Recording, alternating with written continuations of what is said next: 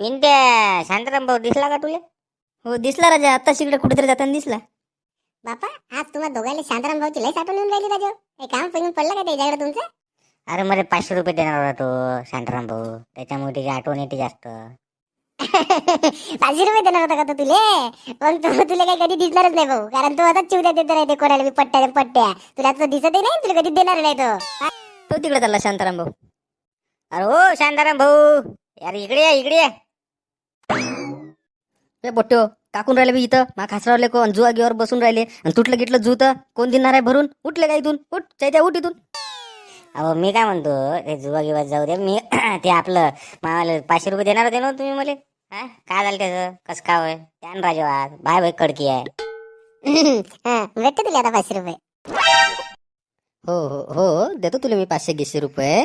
थांब जरासा, एवढी काही गडबड करू नको. मी पण तुला नाही का